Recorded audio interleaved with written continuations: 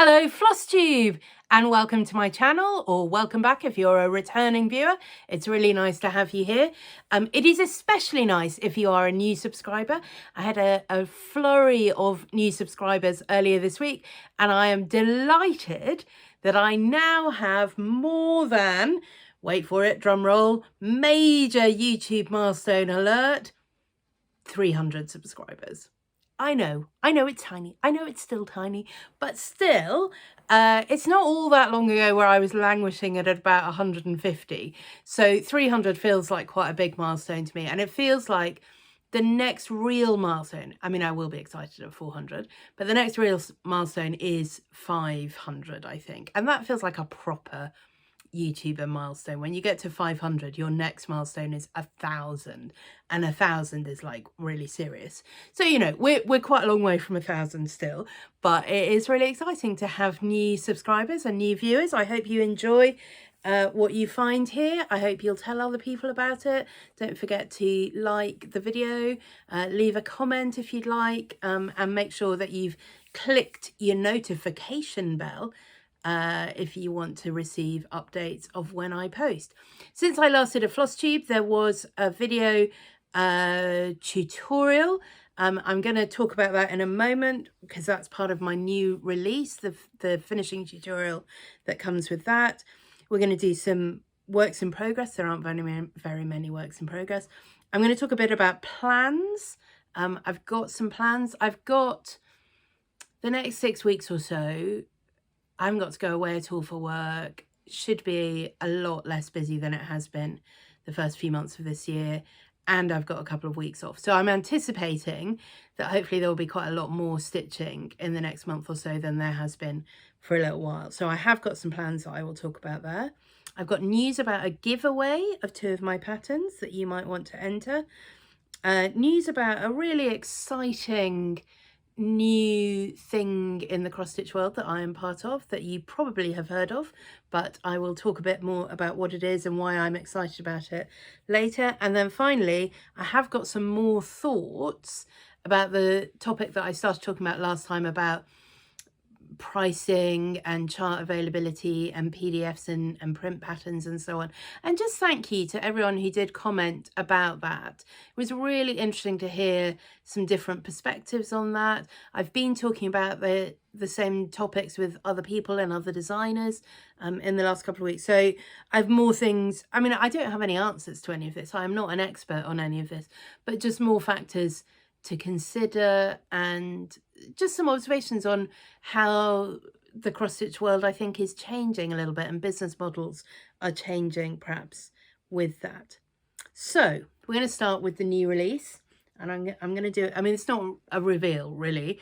If you've seen my Instagram feed, you've definitely seen it, and I think I've shown it on the videos before anyway. But anyway, this was my winter freebie, my winter jack in the shape of the Union Jack with the penguins and the pine trees and the holly and the hot chocolate. And here we go, ta-da! Spring! There we go. I mean, least exciting reveal ever, I think. Anyway, this is birds and bunnies and buds and boots, and I think it's very sweet. I was really pleased with how this one came together. There are going to be 4 in this series.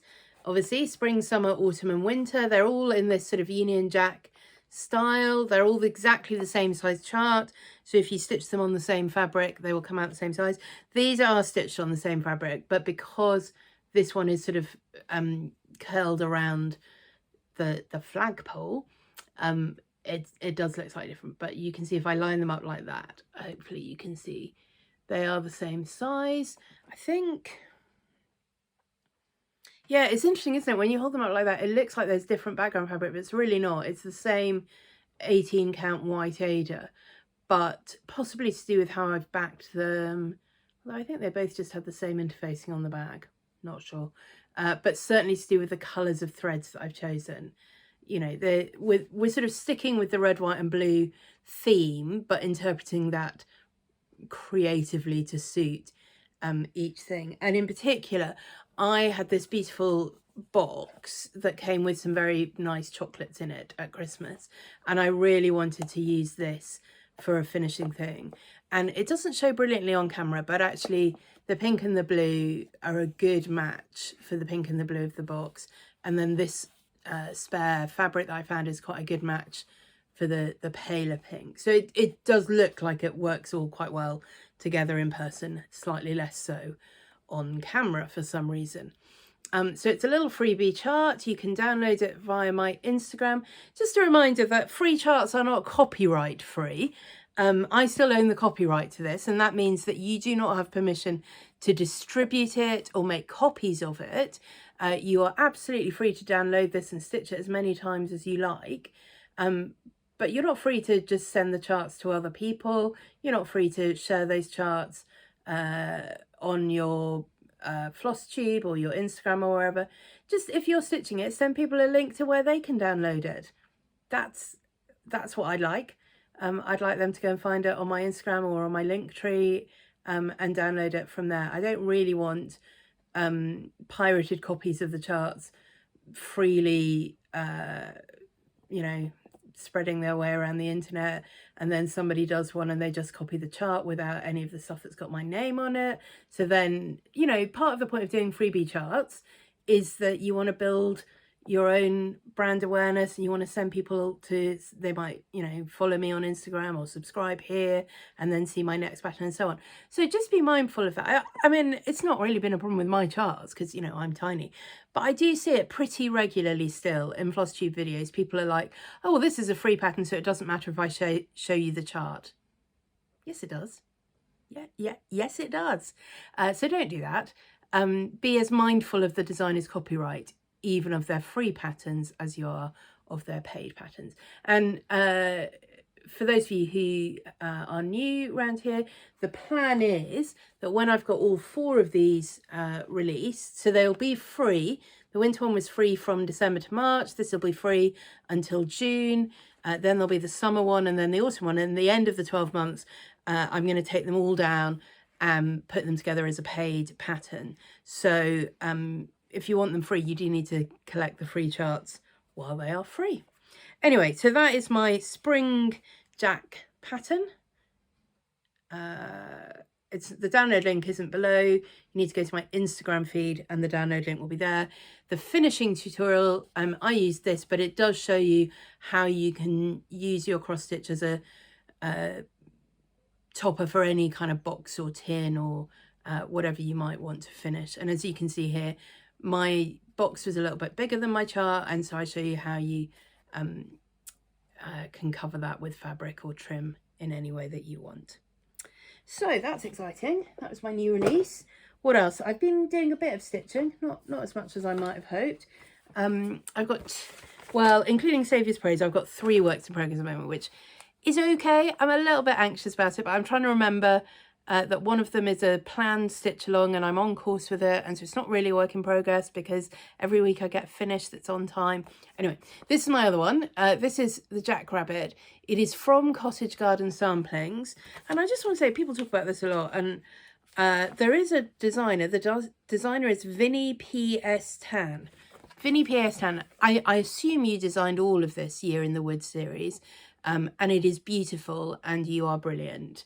And so, you know, I just wanted to give the designer some credit, really, not just the company.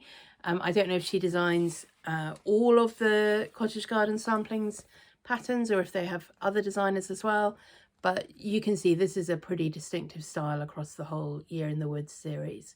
So I'm not doing the whole series. I'm doing Jackrabbit, or as I'm calling it, the March Hare, and I am not doing it in any of the called for colours, as you will see when I show you mine. I am stitching this on Fox and Rabbit ballet slippers, as I discussed last time. I'm accidentally stitching it on 32 count when I really meant to go for 36 or probably even 40 count. So it's coming up a bit bigger than I planned. But it's, I mean, he's very handsome, isn't he? Let me just try and get that held straight. I think he's very handsome, and I'm enjoying the colours that I've chosen. I think they're working quite well. You know, you get the sense of the geometric pattern is starting to come out here, and that will be much more visible as I go across the rest of his body. And I quite like that, the sort of combination of the relatively realistic but also then the wonderfully geometric shapes on this. My colours are all from Classic Colourworks. If anyone is interested in the list of colours that I'm using, let me know, and I can add that to the description next time I show this pattern. It will definitely be a work in progress for a while. Part of me really wants to put everything to one side and just work on this and finish him during March. And the other part of me is like, it's really, really near the end of March. It's the 25th of March as I'm filming this. I don't think that's going to happen, and it's okay if it doesn't happen. This is my Stitch Your Stash pattern. You remember I had a plan that I was going to just pick one pattern that I already owned every month and stitch that, rather than always having new things or new designs or whatever. So this is my Stitch Your Stash for March. It is okay if he is also my Stitch Your Stash for April. I'm not going to I think I've worked out, I'm doing a different finish from what I originally planned because it's bigger, but I'm not going to stitch the background flowers and house for the finish that I want. I just want the hair.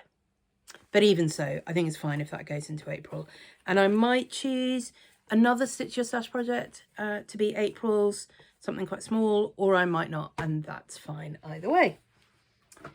The other thing that I am continuing to make progress on is this. This is Tulips and Stars by Yasmin's Made with Love. This is one of her charity patterns. You can get these by donating to Yasmin's Just Giving page. She is running the London Marathon on April the 23rd, and I am hosting a stitch along for people doing any of her charity patterns. The hashtag is YasMarathonSal. I'll put that on the screen. Come and join us and share your progress over on Instagram. I'm really enjoying this. I've completely changed the colours. Yaz's are in a beautiful sort of muted blues and greens and so on, and mine are not. But I think that's all the colours I'm using are now on the piece. There's another row of the octagon Tulip Stars, and then the rest of the alphabet at the bottom. So it's just very slightly over halfway at the end of week 4.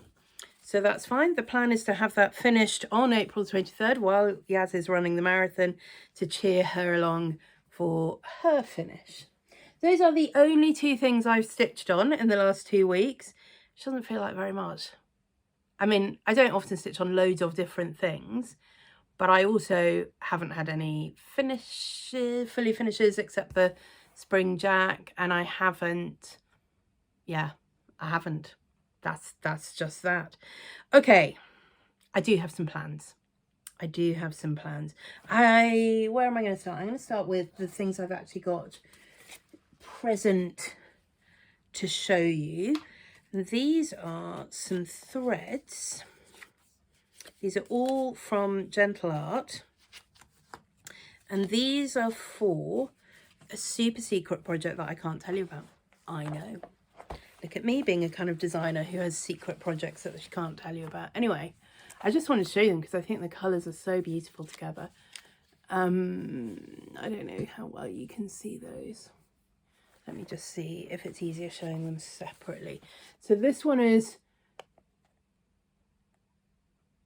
Mediterranean blue, presidential blue. That's coming up a bit darker than it really is. I don't know if I show that, if that's any better. Yeah, it's not quite that darker blue, actually. It's a really nice, sort of like a royal blue, but muted. So, you know, you can properly see that it's blue. Oh, that's better, actually. It's against my hand for some reason. Anyway, it's a blue. Yeah, it's very nice. Okay, well, let's keep going with that and see if that works better. This is the green. This is Green with Envy.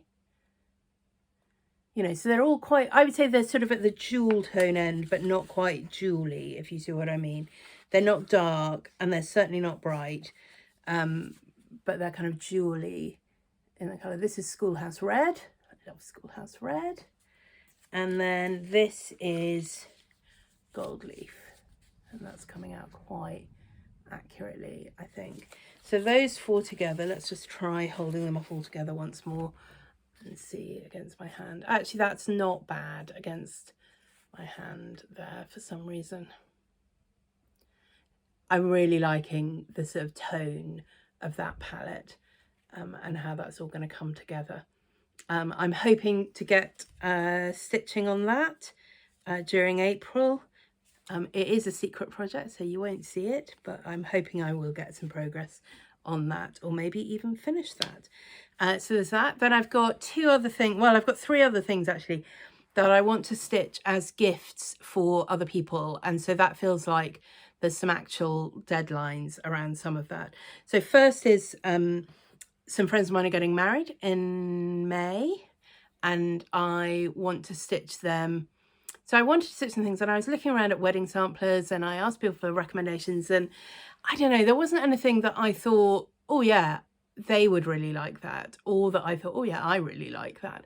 And so then I was thinking a bit more about it, and they're both Christians, they're both involved in church ministry, and I was like, well, maybe there's something that, you know, it's not specifically wedding related that I could do that they might like better. So I found these 2 designs. So let me show you the first one. Cast all your burdens on him. I haven't got them in front of me, so I can't remember exactly. Let me see. Maybe I have. Maybe I can get them in front of me and then I can make sure I've got the actual quote instead of making it up. Right, here we are, to do. There we go. So there is, come to me all you who are weary and burdened, and I will give you rest. I don't think I'm going to put Jesus. I think they know it's from Jesus. So I will put the Bible verse, but I'm not going to say that it's a quote from Jesus. But I think that's rather lovely. And then the second one is this: rejoice always, pray continually, in everything give thanks, for this is God's will for you in Christ Jesus. And again, the reference. Now, what I'm wondering about, and maybe you can tell me what you think about this, I was wondering about changing the colours slightly so that they both use the same colour palette. So I could certainly use the same greens for both. And I wondered about either making them both blue or both red. And I think probably both red. Maybe. I haven't decided. But I think that would just make them look more of a pair. They are very similar, although not exactly the same size. So I think that will be fine. I can frame them in the same size of hoop and that will look like it matches. But I would be interested to know, what do you think? Similar colour palette, different colour palettes? Not sure. Not sure.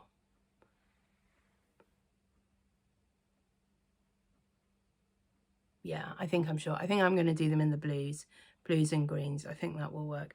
Anyway, so those, they're not huge stitches, but they're not nothing. And obviously I want to do both of them. So there's that. And then the other thing that I want to stitch, and I wanted to stitch this as soon as I saw it. And then I thought, I'm just going to check with a friend whether she thinks this would be the right thing to do. So this is called, I have got this in front of me, Zanzendegi Azadi. Pronunciation may vary. I mean, it won't be that. Zanzendegi Azadi. It is in Farsi, which is the language they speak in Iran, and it means women, life, freedom. And it is the slogan that Iranian women in particular were using in the protests in Iran. And it was designed by an Iranian designer, an Iranian who's living in Australia at the moment. She's called Mariam. She's not Mariam from Marumi Crafts. She's another Mariam from Crafty Yam. I'll put the link below. The pattern is available on Gumroad.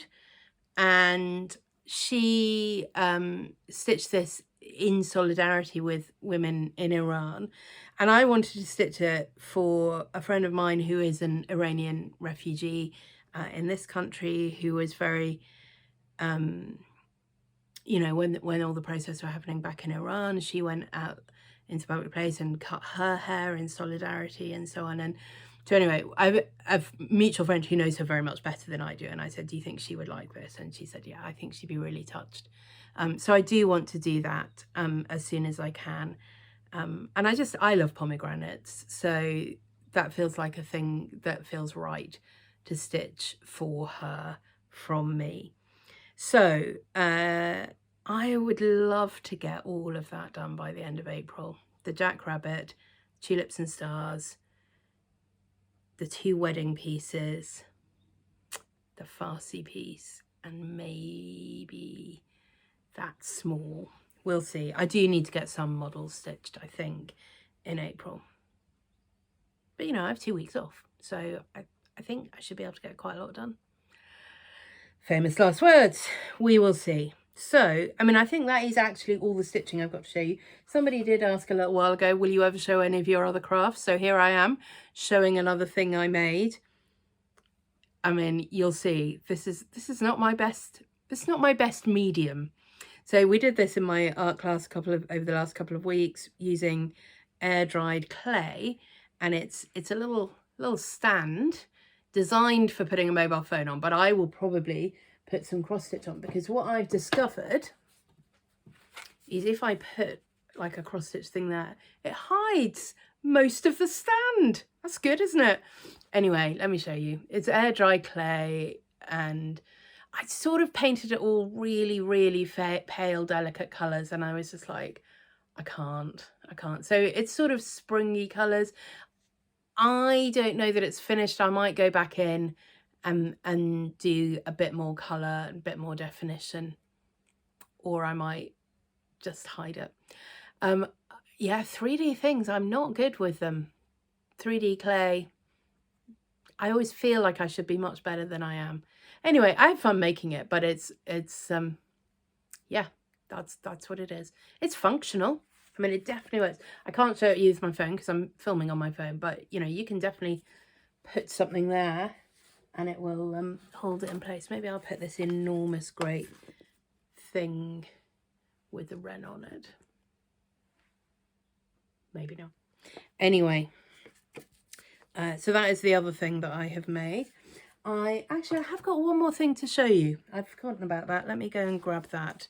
I had an email to tell me that I had won ticket to the Fashion Embroidery exhibition at the NEC. Fashion Embroidery show. You get that. There's also Stitch at Home something, and also Creative Craft Show. Creative Craft Show is basically card making, scrapbooking, that sort of stuff. It's not my thing. The other two I can barely tell when you're in one or in the other. And so there's fabric stalls, dressmaking fabric predominantly, some quilting, some different kinds of embroidery, some wool felting. I like the sort of art exhibition-y end of it a bit more, the sort of creative things. There's some really beautiful things. In fact, I took quite a few photos. I will put some photos in maybe at the end of this video that show you some of the kind of things that are on display. And I like those stands better. There are workshops. I did not win a workshop and I did not sign up for a workshop, but there are also things you could sort of do off the cuff. And I made this. It's a carrot. Purple heritage carrot. It's made from cotton velvet. It's all hand stitched with the little sort of wrinkles on it and then sewn together. And then it's filled with pumice, so you can actually use it. It's intended to be a needle sharpener for sewing needles. And then the leaves are just cut out of felt, but then buttonholed all the way down this wire, buttonhole stitch, and up the other side and on the other. And you were supposed to do 2 of these, and I was like, that's fine, I've done one, I'll bring the other one to finish at home. So I've got the other piece of wire and I've got the rest of the thread, but I cannot find the other bit of felt. I need to go and have a look and see if I've got any green felt, the right sort of colour. Anyway, I'll put a link below. You can buy these kits to do at home. In fact, it came with this very nice little bag. So it's from Chloe Savage Embroidery, and the kits do come in different colours of carrot. So a sort of more orangey one, a yellowy one, a magenta one. Mine is the end purple one there. So that was one. It was just quite nice to sit down for, I don't know, half an hour, 40 minutes and do some sewing in the middle of all that. It's not really a cross-stitch show, and I did know that. There were a couple of places selling kits of various kinds, and I was just like, I can't be bothered. I don't really like a kit anyway. They didn't, though you could buy Ada in various places, but there was nothing, there was no stitching linen or even weave or hand-dyed or anything like that. And again, with threads, that, you know, there were stalls selling DMC and Anchor and Madeira, but not much beyond that, really. There was one stall that was very, very beautiful embroidery, and she was selling Danish flower thread, which I have bought before and I do really like, but I was like, I just don't need that. I'm going to show you a few things I bought. I don't normally do haul, but anyway, I just bought some quite sweet things. So this is about 4 times life size. It is stitched on 18 count canvas, although you could stitch it on Ada, I think, but then it might not have such structural integrity when you finish it. So it's a kit. You get the thread, you get the canvas. It is just, you know, DMC thread. It's not tapestry thread, but it is worked on the canvas just to give it more stability when you stitch it up. And she's made hers into a little scissor keeper. I slightly wish I got there earlier in the weekend, actually. I was there the last couple of hours of the last day of the show, and several of her kits had sold out. So there was one cottage that looked a lot more like my actual house than this one. That would have been nice. But anyway, I mean, I could always substitute in colours. It's not difficult. I've got some thread in my house already, it turns out. So I could do that. But I thought that was very sweet. Sue Hawkins. The other thing I want to say about Sue Hawkins, she sells, and I remember seeing one at a craft show that she did like about 30 years ago and thinking, oh, I'd really like one of those. And I still would really like one of those, but I was very good and didn't buy it. She sells quite a different sort of frame that you could use for stitching. It's just a square, like a wooden square frame that she upholsters. And the idea is, so I wouldn't use it for surface embroidery where you need it to be absolutely drum taured, but for cross stitch it's absolutely perfect. You just then pin your fabric to the thread, and then it's very easy to move where you want, doesn't leave any marks because you're not folding anything or compressing anything. And, you know, there's no technology to it. And, you know, they're lovely. They're very beautifully upholstered. So I will put a link to those below in case anyone's interested in a different sort of stitching stand. So I bought that. I bought a couple of fat quarters of Tilda fabric. This one just because it's so pretty. And this one with an actual idea in mind. I don't know if you remember, I showed you a couple of weeks ago, not the book with the French designs in it, but a freebie called Il Pleut, just of an umbrella. And I just thought, oh, maybe this would be perfect finishing fabric if I ever stitch that umbrella freebie. There is also one in the book, which is a little boy stomping in puddles, that also might be quite cute with that. So I bought a couple of those, and it was quite fun because I had not paid for my ticket to the event. I didn't feel like, oh, I must, you know, get my money's worth. So I bought things as and when I wanted them and not much more than that. So then the other thing I bought was 2 trims. So there was, this was just the piece that it was. It's about 60 or 70 centimetres long from an Indian stall. Absolutely lovely. Sequiny gold, embroidery, springy colours. It's about 5 centimetres wide, a couple of inches. 3 inches maybe, a bit more. So that was fun. That was a couple of pounds. And then also this is a vintage silk French ribbon, and just look at that. So I bought half a metre of this for £3.50, and I really, really love it. So yeah, so just enough to be a trim on a small or something like that. I thought it was really pretty. So it was fun. It was nice. I was glad I went. But I do think those things are a bit of a rip-off, really. You know, you pay to go in and it's basically just shops.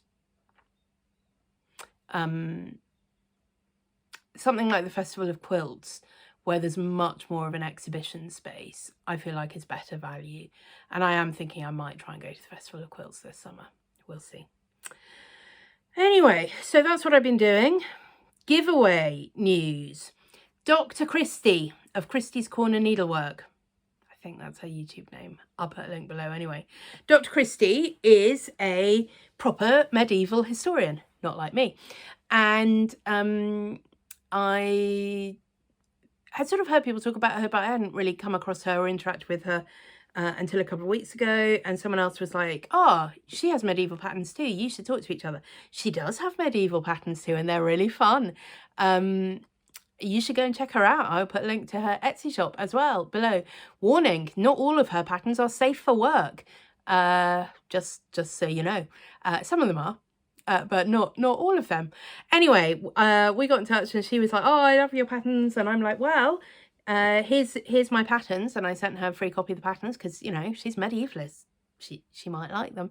And then I was like, oh, maybe we should do a giveaway. So she is kindly hosting a giveaway on her YouTube channel. I think it's, if you're watching this, you probably want to get over there pretty quickly to make sure that you're there in time to enter for her giveaway. You'll need to watch her video and leave a comment with the appropriate words, and then she will send you the PDF. There's one copy of Cat Snails and one copy of Elephantine up for grabs over there. So thank you very much, Christy. And if you're interested in winning one of those patterns, do head over there pretty promptly. Now, the big exciting thing that has happened in the last couple of weeks that I wanted to tell you about is how I met Christy. In fact, she is I think she is one of the founding members of a thing called the Stitchers Collective. So this is a new group that was set up like literally within the last 2 or 3 weeks of a group of cross-stitch designers who wanted to find a way of supporting one another. So it's collaboration rather than competition is their aim. And it's wonderful. It's really wonderful. It's really grown. I think there are about 70 or 80 designers who are now part of it. If you'd like to be a member, if you're interested in more of that, it is for people who are actively designing cross-stitch or blackwork designs at the moment. Any kind of business model is fine. You can be, you know, print only through your own personal local needlework shop, digital freebies through your Instagram and everything in between. But you do have to be actively doing that. And then there are a handful of rules on the Discord server for, you know, just being nice to each other and that kind of thing. There are a couple of collaborative projects underway. There's a charity collaboration coming out on April the 15th, which I believe is Earth Day. And so it's an Earth Day themed collaboration. And there's, I don't know, a dozen or so designers, maybe even more than that, who are producing designs around that Earth Day theme. Huge variety of styles and ideas. And you'll be able to buy that collaboration in exchange for a donation to a charity whose name I cannot remember. But anyway, that relates to the Earth Day theme. So the charity collaboration will be available for a month or so, I think. And then if you just want individual patterns, designers will be free to release them after that. But the price for the amount of designs you're getting is incredibly reasonable.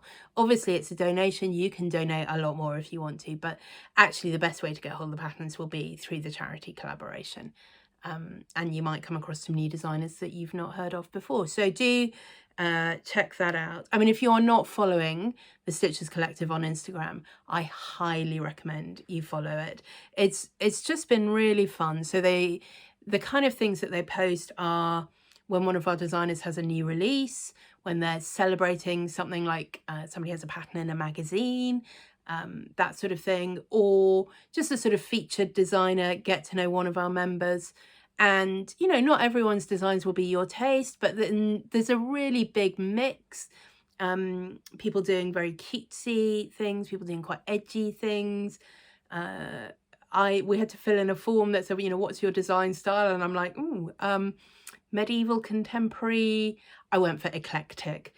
So, you know, real mix. So you just never know who you'll come across who's doing something. You're like, oh, I really love that.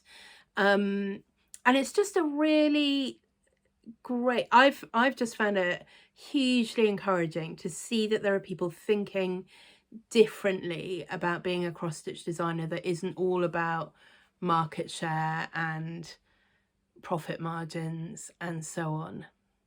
I have more to say about that later. But Stitches Collective has been a really great thing.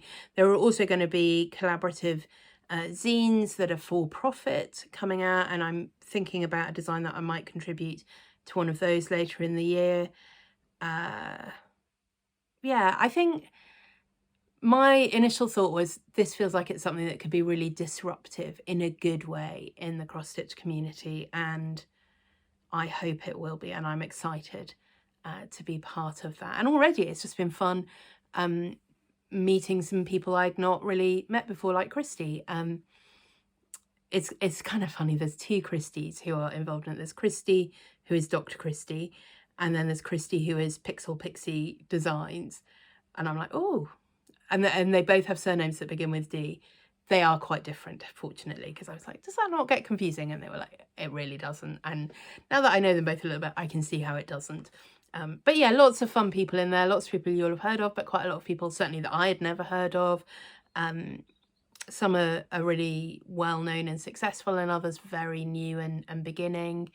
And, you know, there's a lot of sharing of advice about everything from cross-stitch software to how do you price your paper and your PDF patterns, how do you get in a subscription box, how do you submit to a magazine, do I need my own website, is Etsy as awful as everyone says it is, how do you get, you know, your Flosstube subscriber numbers to hit double figures, or I mean everything. And it's just really nice to have a place to go and say, this is a thing I just don't know how to do, or I've been really struggling with and everyone else seems to be sorted. How did you all make that happen? And people are being really generous with that sort of advice and time and support, and I love it. I love it. So maybe what I'm going to try and do, if I remember, in my Flosstube videos is just give a couple of shout outs to Stitches Collective Flosstubers. So this week my two shout outs are Dr. Christy, go and check her out. I mean, she's great anyway, actually, and her designs are really fun. And the other Christy, Pixel Pixie Design, her Flosstube is pretty new, and the thing that she's doing that I really like is interviewing other designers. So there's a few that are just her talking about her stitching and so on, but the interviews are really interesting. So do go and check those out. And I'm going to try and commit to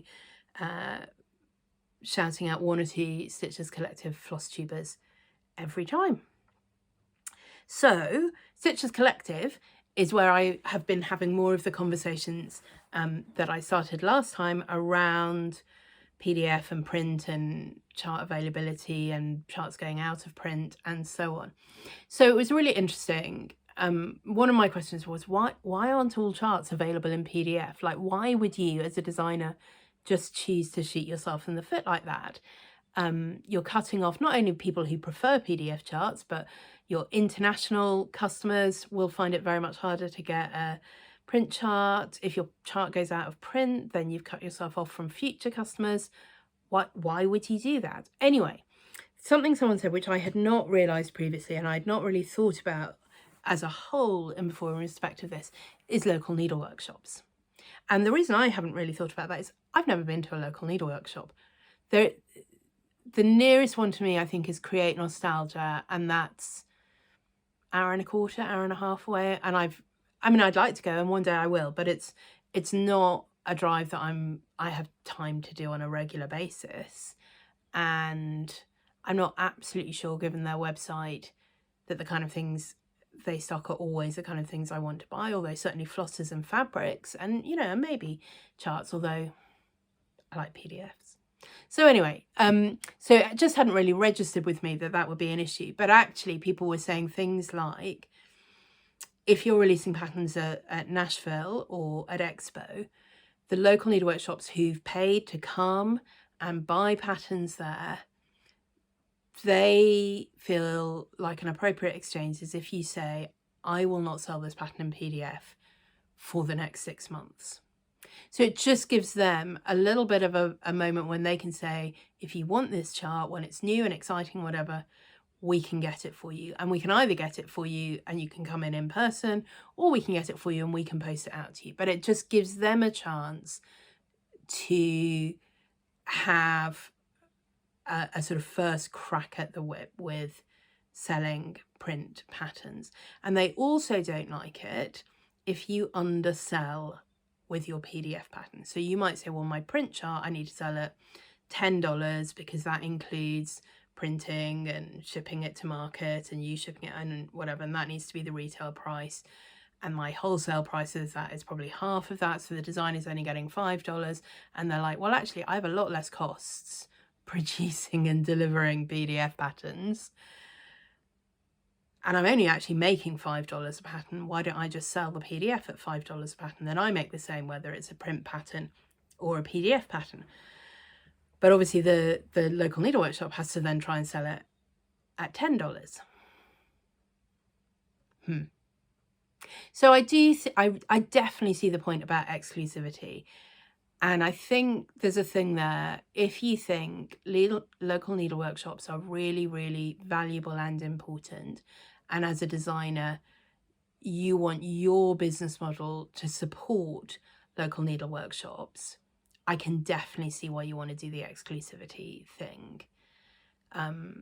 You know, the local needle workshop can then kit the whole thing up with fabric and with floss, and, you know, sell it to people that way.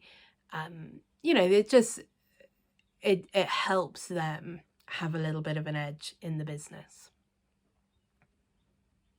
Last time I made a comparison between the price of cross-stitch charts and the price of novels.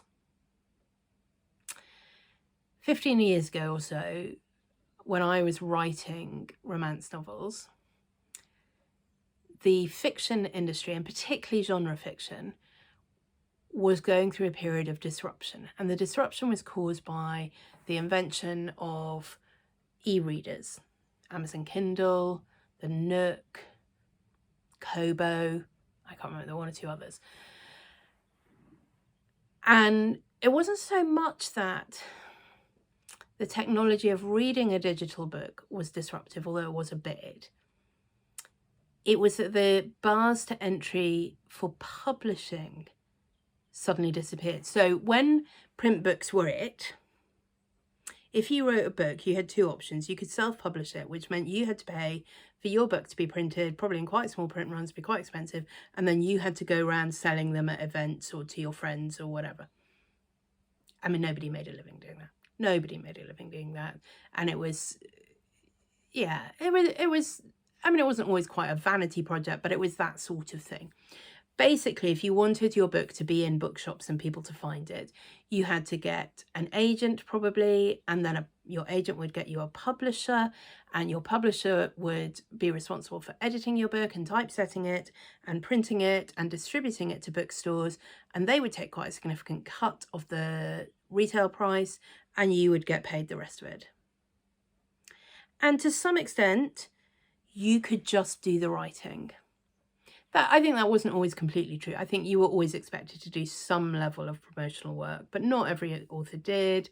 And the main way that books were promoted was handled by publishers. They would go about getting it reviewed or mentioned in various places and that sort of thing.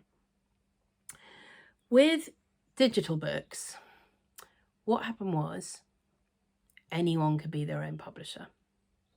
So Amazon were the market leader in this, but you could, you know, I uploaded books to a thing called Smashwords, which would distribute to a whole lot of different online platforms, Barnes and Noble, and I can't remember, but like overseas, or like I think it would come up on like Waterstone's website and all kinds of places. Anyway, so you could do that, and then you could upload directly to Amazon. That was generally how it worked. There were other platforms that could do stuff for you as well.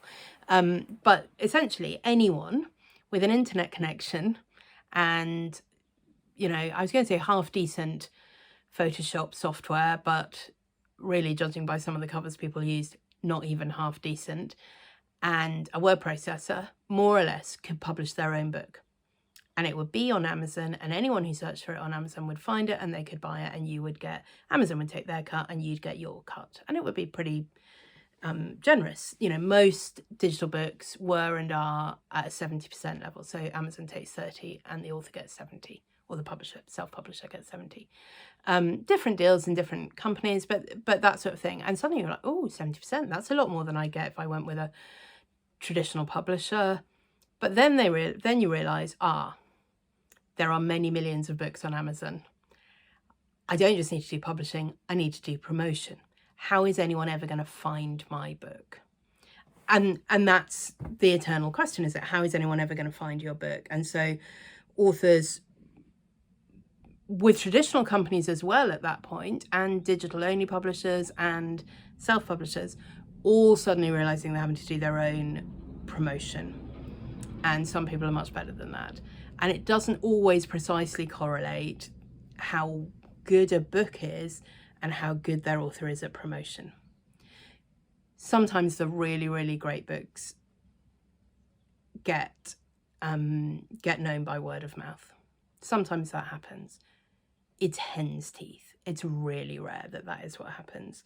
Normally what happens is the person who aggressively promotes will get a certain amount of awareness, and then if the book is great, it will blossom from there. And if the book's mediocre, it'll stay mediocre. And sometimes there'll be really great books that get overlooked completely. And sometimes there are really mediocre books and genuinely quite bad books that for some reason people buy in their millions. And that is a phenomenon that is a mystery to me. But anyway, all that is to say, with the cross-stitch world, I think the parallel is not precise, because I don't think, I could be wrong about this, but I don't think there's ever been quite the same equivalent of the traditional big name publishers. I could be wrong about that, but I don't think that's the case. I think it's always been a lot of sort of independently self-published cross-stitch designers, but publishing in print, distributing through Hoffman's. I don't know if there've been other distributors or if there are other distributors, but through Hoffman's. And effectively, although Hoffman's not the publisher, it is the distributor. And that's the way in which you got your work out into local needle workshops. Just as your publisher is the way you got your work into bookshops. You had to go through some big third-party intermediary. And something like National Needlework Market or Expo gives designers a way perhaps of circumventing Hoffman's, but not every local needle workshop will go to the exposition. What's it called? Expos. I feel like there's a word that I've just... Anyway, not every needle workshop will do that. So some will just be placing their orders through the catalogue in Hoffman's. And so if you're not in there, you might not get noticed. You might not get sales that way. But, you know, there is some circumventing direct designers to local needle workshops that's happening at that point. But also there is the internet. There is the internet. And that is the big disruptor in all of this, both because you can now publish digital patterns, and secondly, because you can do your own promotion. Promotion isn't just about what's in a local needle workshop and what the owner of the needle workshop is putting in a prominent place in their display and perhaps talking about on their social media. Promotion is, I don't know, are Brenda and the Serial Starter talking about your designs on their channel? So let me give you a little tiny example of this. from my tiny and fledgling business. Sometimes I do have to remind myself I have only been doing this for about 6 months. I had, in January, one of my patterns is available in print via Evertote. So Evertote is mostly an online shop. They have occasional in-person open days. People can buy stuff in person, but it's basically online. But it is a needlework shop. So it is Caroline, who is curating a collection of charts that she loves, that she exclusively sells in print and kits up with Roxy Floss Co. And you can buy linen and all that sort of stuff. So it's effectively a local needlework shop, but it is online mostly. But it was very, very exciting for me. Really exciting that she has one of my patterns in her shop. It's on the website, it's in their Flosstube channel. She talked about it. Great. I don't think it's really selling. I could be wrong. I haven't seen any figures and I'm slightly scared to ask because I think possibly no one has bought it. I could be wrong. I could be wrong. Maybe there's loads. I feel like she'd have told me if it was loads. But anyway, I don't think it's prompted huge sales of my design. A couple of weeks ago, however, I had sent my Christmas pattern bundle to Michelle from Made by Michelle McGraw, because she does a lot of Christmas ornament stitching. She likes to stitch sort of proper Christian Christmas, religious Christmas ornaments, and I thought she might like mine. And so I emailed her and said, look, here's my pattern. You know, I hope you enjoy it. And she's like, I really like it. And she had stitched one of the little tiny smalls from it and showed it in her most recent Flosstube video. Suddenly I have sales of that pattern. Nobody's buying that pattern at the moment because, you know, it's March. But suddenly I did have sales on that pattern because she'd shown it on Flosstube. And that's the thing. I don't know that I need a local needlework shop to do my promotion as a designer. I'm not saying it's a bad thing. And I think it does vary, actually, depending what kind of style of chart you stitch. I think if you're designing samplers or reproduction samplers, maybe the local needlework shops are more important in that end of the market. Not sure. I think while a local needlework shop may be a wonderful, wonderful thing to have, they are going to have to make the case for their ongoing existence in the same way that local bookshops have had to.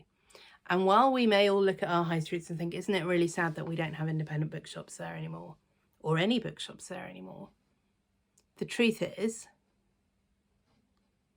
it's much more convenient and easier to buy books online, particularly if you are like me and you love to read on a Kindle, which I do, and you go to bed at 10 o'clock at night in your pajamas with your Kindle and you think, oh, do you know what?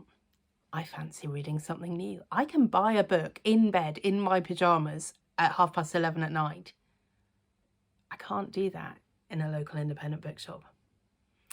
That's not how I live my life. I rarely do shopping in person. I do food shopping in person. But, you know, I go weeks and weeks and weeks without going to the shops.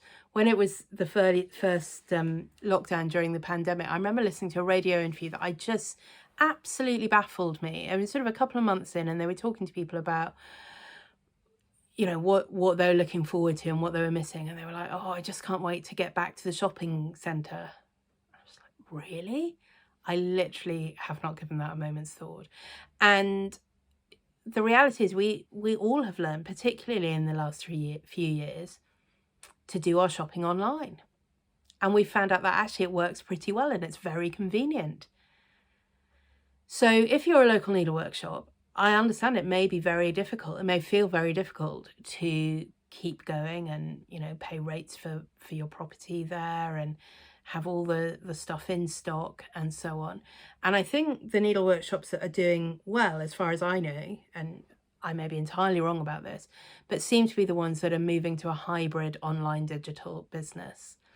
So they are effectively an online needlework shop, which also has an in-person shop.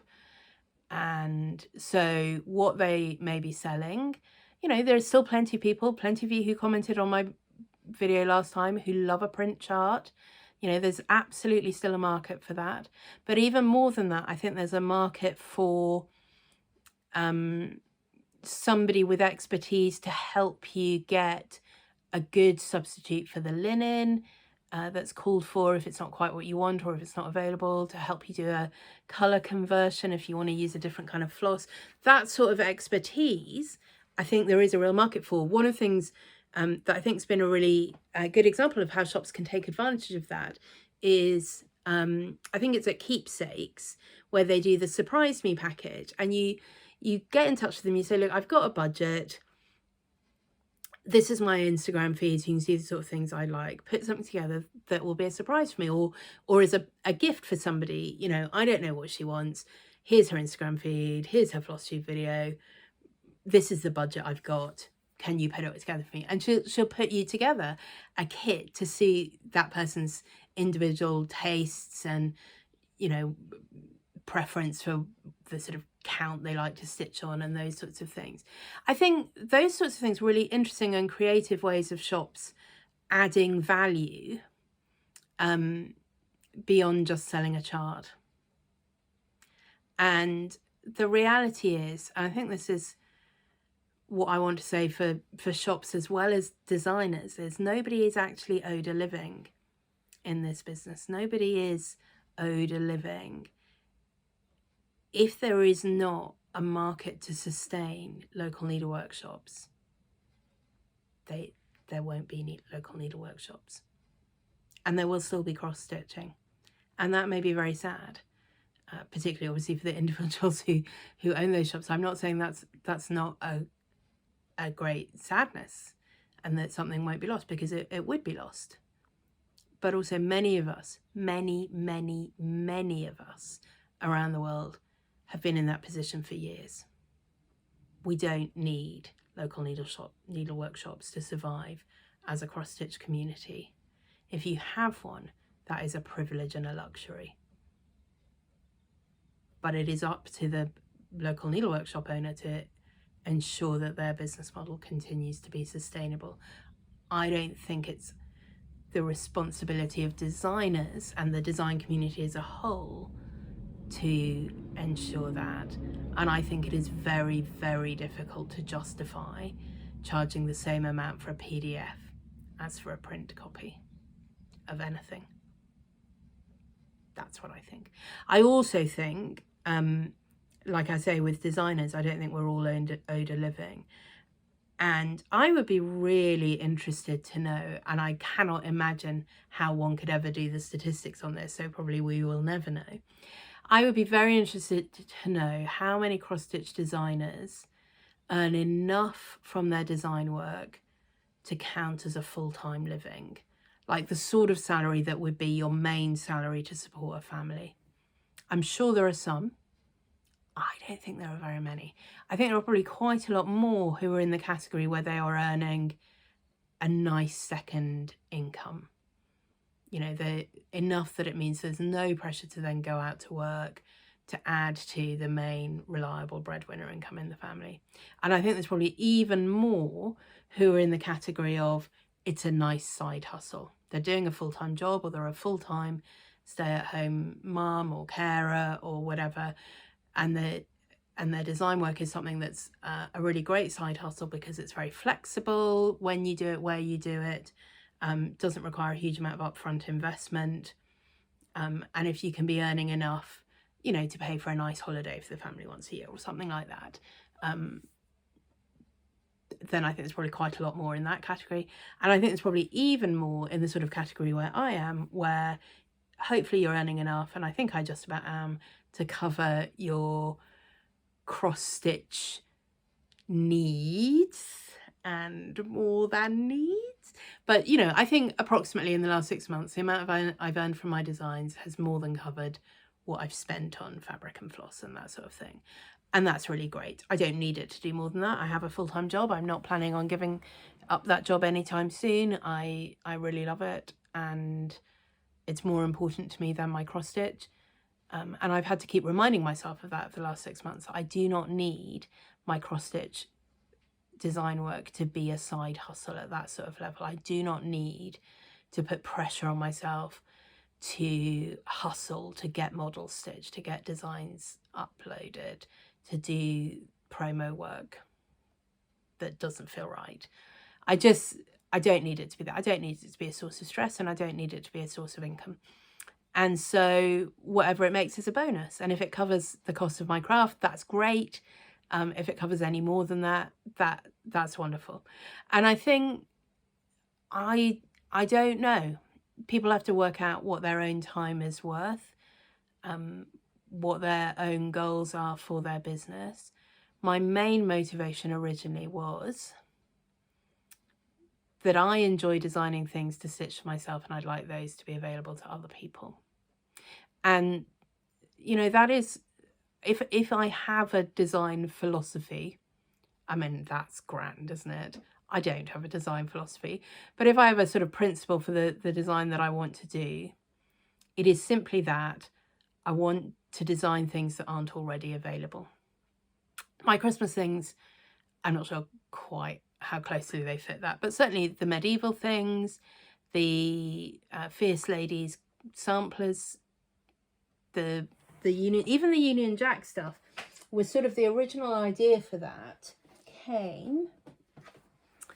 So the first one I stitched was this little one that was a freebie for Stitch in London last year. And it just came as I was watching somebody's video, and they were talking about how, you know, there's a lot of American patriotic style designs with the American flag and all of the rest of it. And some of those are great, and some of them I'm like, I'm not sure those are absolutely the bits to be proudest of in American history. But anyway, but why, you know, this person was saying, but that, you know, there doesn't seem to be the same sort of patriotic British stitching. And, you know, I didn't want to do anything that was, you know, jingoistic and colonialist and BNP or UKIP-ish.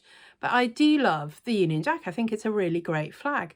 So that's why I came up with this design to celebrate Stitch in London. That seemed an appropriate place to have a Union flag. And it's not the most straightforward flag design to recreate in Stitch, but I felt like I did quite a good job with that, and I liked how I could use the design to also incorporate those. And so then I started stitching and designing the seasonal series. So a number of things that are just sparked by how do I do something that isn't already there, or what do I want to stitch that doesn't already exist. And it's been really helpful for me to sort of rethink that. It's not just a case of producing designs for the sake of it. I have a whole lot of ideas for designs on my iPad, some of which are more worked through than others. It doesn't matter if they don't all show the light of day. I don't think I'm ever going to stitch as fast as I come up with ideas for things to stitch.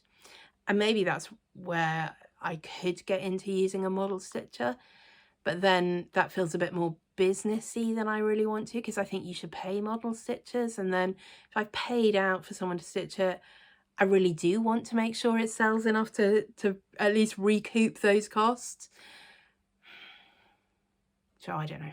I don't know that I will ever have a business at that sort of level. It's fine. It's fine. Other people may have different ambitions, and my advice to those people is pay attention to promotion. Because really, I think we're at the stage where the cross-stitch market is, I don't know if it's completely saturated, but pretty much every stitcher I know has got already more things lined up that they want to stitch than they could possibly do in their lifetime. You know, we're not short of great patterns. We're not short of great designs out there. So, you know, if someone's already got a dozen reproduction samplers queued up, what is going to make your new reproduction sampler catch their eye and make them think, yeah, I want to stitch that, rather than the ones that I already own or the ones I've already bookmarked? Well, that's promotion. The best things don't always rise to the top of the market. Sometimes they get hidden and buried. Sometimes the things that rise to the top of the market are fine and good, but not great. And the difference is promotion. And I think in the online world, you're getting all Roz's top tips today. You know, take your business advice from someone who's a mediocre failure, bound to succeed. But I do think the key to promotion in the online world is paying attention to the social part of social media. Actually building friendships and relationships and being part of the community. And that's one of the things I'm really excited about with Stitches Collective. It's building those relationships and those communities so that when people post things, they are seen and they are shared. And then the people who really want to stitch them, see them and find them. So anyway, those are my thoughts for today. That all ended up not quite where I had planned. I'm really, really, really not having a go at local needle workshops. I'm sure they are brilliant. Yeah, I'm sure they are brilliant. And that was really helpful for me to understand why not everything comes out in PDF immediately. But I mean, at the very least, at the point where your pattern is out of print and unavailable, you're not doing any harm to your local needle workshop if you put it out as a PDF at that point. Speaking of which, Noteworthy Needle. I'm sure you are not watching, but if you are watching, please can you put Turn out as a PDF? Please. I know you've just re-released it in print, but honestly, nowhere in the UK has it available for sale. I can't even find anywhere in the US that's willing to ship it to me. I really want to stitch that pattern. I really don't want to pirate that pattern. Please can you just put it available in a way that I can purchase it? Thank you very much. Thank you all very much for sticking with this. I had a little blip in the middle when my phone ran out of memory. I will also put up now photos from the fashion embroidery show from last weekend. And I will see you again in a couple of weeks. Take care, everyone.